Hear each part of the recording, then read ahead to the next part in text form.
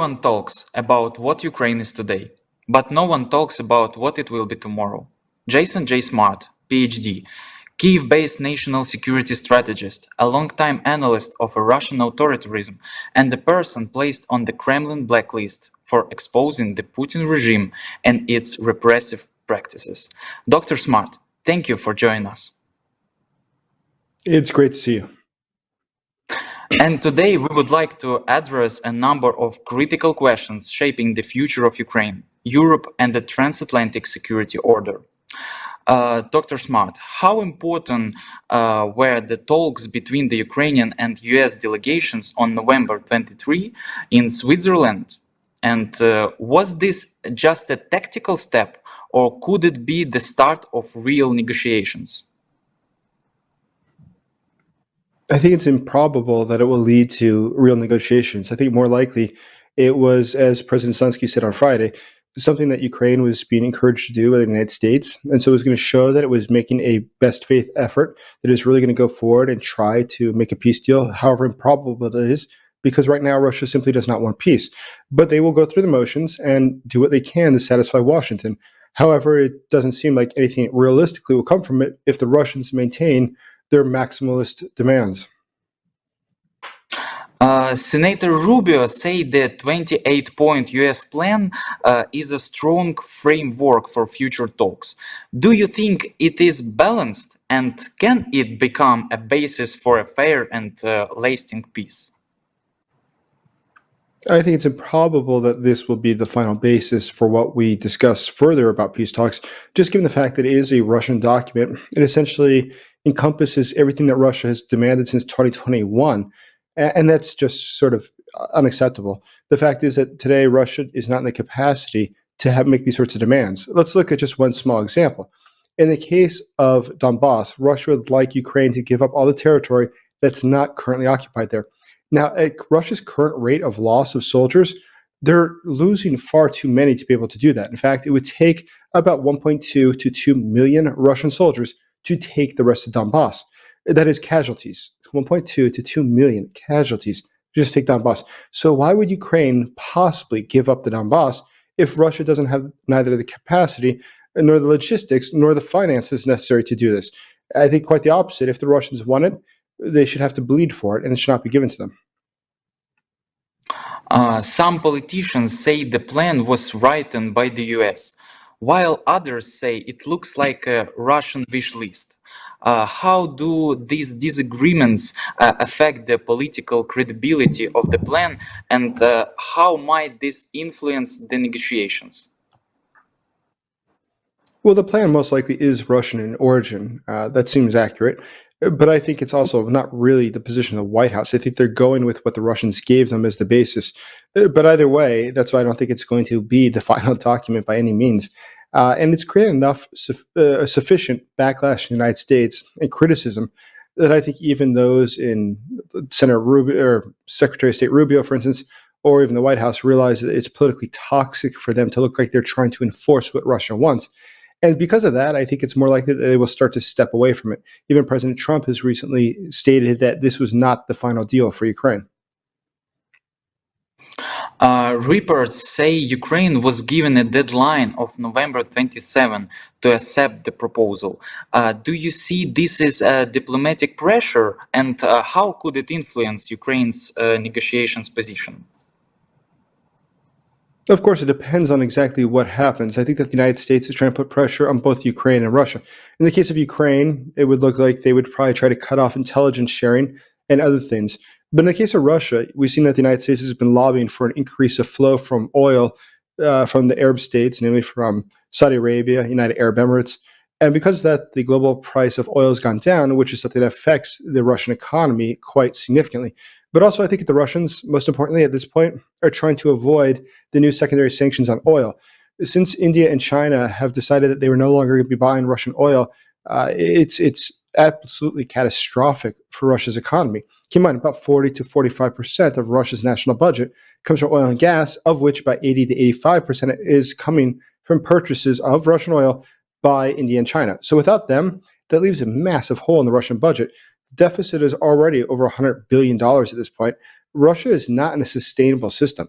at some point it will crack. And I think that it will crack in the very near term, probably in January. And the reason I argue that is simply if we look at the reserves, look at the National Wealth Fund, how they've burned through it, the fact that today they're selling gold in order to drive up more revenue, international arms exportation, which was traditionally about $15 billion a year, is now dead. It doesn't exist. These are all things that give Russia fewer opportunities to raise money. And what they're doing right now are all signs of significant desperation. Mm. I think how important are security guarantees in a possible peace deal, and how realistic is that Ukraine could receive commitments similar to NATO's Article 5, and who might provide such guarantees? Well, I think that all guarantees are very important. Obviously, the United States has to have some sort of role in those guarantees because it is the United States that's forcing these peace talks. So it'd be totally irrational to say that the U.S. won't be ones to supply it. It'll be the Europeans, but the Americans are going to lead the peace talks. That doesn't really make sense. You can't be a party to an agreement up to the point of signing, then walk away and say it's somebody else's responsibility. It has to involve the United States, which is a good thing. At the same time, I worry about security guarantees as a whole because they're so open to interpretation. Even NATO Article 5, remember, doesn't guarantee that the other countries will actually come to help you in any real tangible way. Though in theory, they are supposed to provide you with assistance. What I think would be the threat, and I worry about significantly in the case of Ukraine specifically, is that if Russia right now is trying to make a deal, it's because they realize they're out of time. Economically, they can't afford the war. And more than that, their own military cannot withstand the strain that's been going on for already more than 3.5 years. And as a result, they, I think, are trying to get the U.S. to not implement these secondary sanctions on oil. They're trying to buy some time that will allow them to reestablish their networks with China and India, try to rebuild their economy, which is currently just out of control. And then I think a couple years from now, there would be a very reasonable chance to believe that Russia will do another sort of false flag operation to say that it was Ukraine that attacked Russia, which thereby justifies the further invasion of Ukraine. Now, Ukraine at that point would be significantly disadvantaged. Immediately after the war, we can assume that the Ukrainian military will drop to a very small size because Ukraine simply doesn't have the economic capacity to continue running a large military, especially after the war, when Western countries simply will not be giving Ukraine as much money. It's just not going to be likely. And as a result, there's going to be other budgetary concerns domestically here in Ukraine, such as rebuilding and things like that, which will take the priority. So Russia at that point would be in a much more favorable position to advance on Ukraine. And that's why the security guarantees, they not only have to be very strict, but I think without the placement of foreign soldiers here, it's going to be simply words on paper that don't have much weight. In one of your articles, you called the US plan a trap. How would you compare the American plan with the European proposal? What are the weak points of each in your view? Well, I think in all cases, the European proposal is much more realistic. And I would argue that the US proposal is not really a proposal. It's more Russia handed this over as what their desires were, and the US administration decided to make that the beginning of the talks. But either way, going ahead, I think one of the major problems that we're going to have is that the European plan, unfortunately, does acknowledge the sovereignty of Ukraine and the necessity of Ukraine being able to maintain its territory. And I think it's much more pragmatic, much more realistic, and much more Ukraine-centric. The American one is very obviously much more Russian-centric. If the European plan is accepted, what role could European countries play in rebuild Ukraine after the war? Which funding approach seems strongest and most fair to you? I think the post-war rebuilding effort is something that we discuss a lot, but at the same time, there's a lot of unknown variables that we can't solve for at this point, which makes it impossible to come to a really clear understanding of what it all will mean. Now, I think a lot of the European countries at this point might have financial fatigue from a lot of spending here in Ukraine, and their local populations would be happy to see that the war has ended because then more capital is going to be spent within the country itself. Now, at the same time, we have to consider also another variable, is that going ahead, those countries might also have an interest in make sure their corporations are involved in the rebuilding of Ukraine, which thereby will increase the amount of money that their countries make, and it's positive for everybody. And I think that's where it's more likely to happen, is that European countries, for instance, will be able to give contracts to companies from their country to go do things in the rebuilding area because it's something that will boost, or in the end, their own domestic economies. How should Ukraine explain the US and European plans to its own citizens? What political strategies could help build public support, especially if parts of the agreement look like compromises? Well, I think that it's very important to understand that globally, in Europe and the United States as well, Ukraine is vastly more supported than Russia is. I mean, Russia has no significant support in any European or US.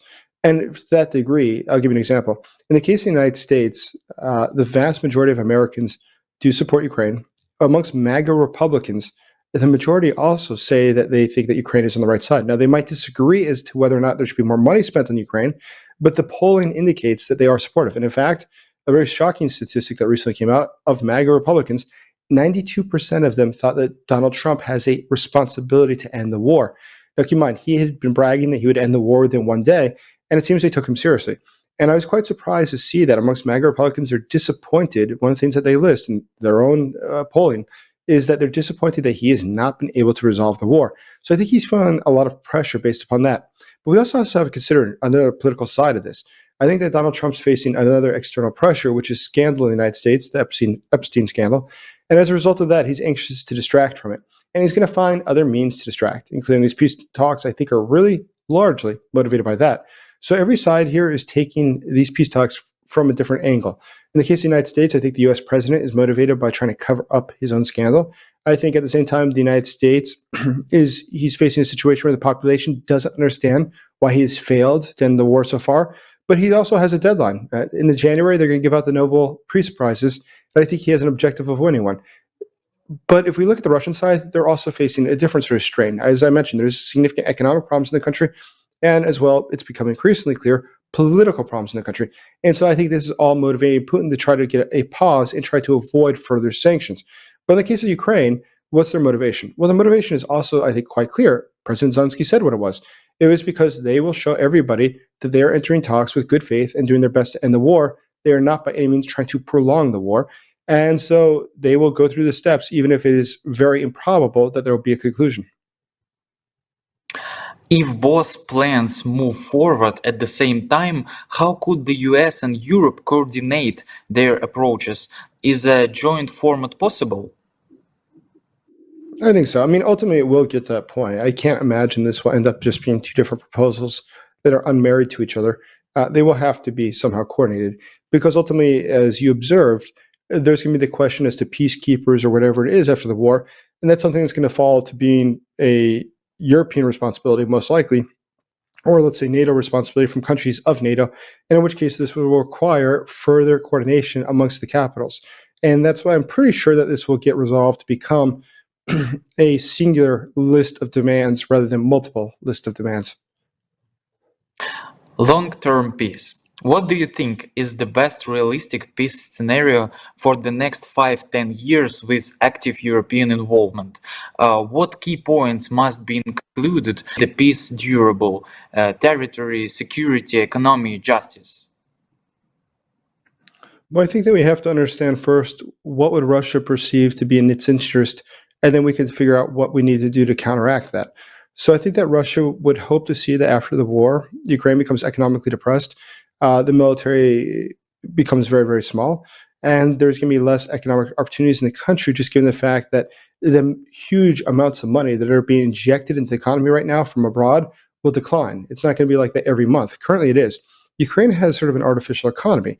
A lot of the money that it has, that it spends, is actually coming from abroad. So it's not dealing with normal economic situations like Russia is, for instance. It's dealing with a much different situation. But after the war, what can we expect? Well, I think that Russia would hope that that money, once it dries up, there'll be a depression in the country economically. The military will become small, and that will allow Russia then the opportunity to manipulate politics locally to try to elect leaders who are going to be more open to things that will help Russia in the long term. What I mean specifically is, for instance, having a neutral status and not part of NATO, or things like this. That's just a distraction. The fact is, I think Russia is going to try to create more tension internally, to create more problems internally, which then would allow Russia to help fan the flames here. And as people are looking internally as to the problems that they have, Russia then would try to attack and try to take more territory. So what we have to do is prevent that. So in order to prevent that, we have to understand that we have to make sure that first, we are building the economic structure necessary to have a country that is not only keeping the population here that doesn't want to leave, but also attracting people to here and to invest and to bring more jobs and more opportunities. Because the more stability there is, it'll be harder for Russia to be able to manipulate the situation. But it also gives Ukraine a greater tax base with which then it can build a larger military and prepare for its national defense. But in all cases, we have to be ever vigilant about the information space where Russia is obviously very active and very effective in trying to manipulate international populations, the population here in Ukraine as well. And so we have to be very careful of that. And that's why the work of things like Stratcom under the Ministry of Foreign Affairs is so important. It is playing a critical role in preventing this and fighting Russia's propaganda globally. What main mistakes should European leaders avoid to make sure their plan does not become just political theater, as some critics have suggested? You can give advice for European politicians. Well, so we have to understand that every country in this situation has its own interest. I mean, nobody here is operating really just purely in the interest of Ukraine. Every politician from Europe is also looking at what the domestic population demands and to show their domestic population that they are doing the bidding of the voters. They have to appeal to their target audience. So everything that they say publicly, it has an audience. And the audience is most likely not Ukraine. Actually, I think that creates a lot of confusion, is that a lot of what is said by foreign leaders, we all internationally try to understand that, try to dissect what's behind that. But really, it's almost always for internal consumption. It's very rarely for external consumption. Foreign policy is driven by domestic demand. So in the case of, let's say, Hungary, their foreign minister obviously thinks that this peace plan that's favorable to Russia is a great idea. But why does he say that? I don't think it's actually because of Ukraine. He's not signaling to them anything, because it doesn't really matter what Hungary thinks about this deal, one way or another. But his objective is to try to reach the base voters in Fidesz, the political party they represent, and to show them that he is committed to these ideas of ending the war and having better relations with Russia and taking the sanctions off of Russia so it can be reintegrated to the international community. But why does he do that? Once again, it is not to signal really to Moscow, nor to Kiev, nor to Washington. It is really about trying to make sure that people back in Budapest believe that they are fighting for what's good for their perspective, Hungary. Dr. Smart, thank you for sharing your expertise and for helping us navigate the complex landscape of today's geopolitical realities. Your insights shed light not only on the challenges facing Ukraine, but also on the broader architecture of European and global security. And thanks to our audience for your attention. With us today being Jason J. Smart, PhD, Kiev-based national security strategist, a long-time analyst of Russian authoritarianism, and the person placed on the Kremlin blacklist for exposing the Putin regime and its repressive practices. See you next time. Thank you.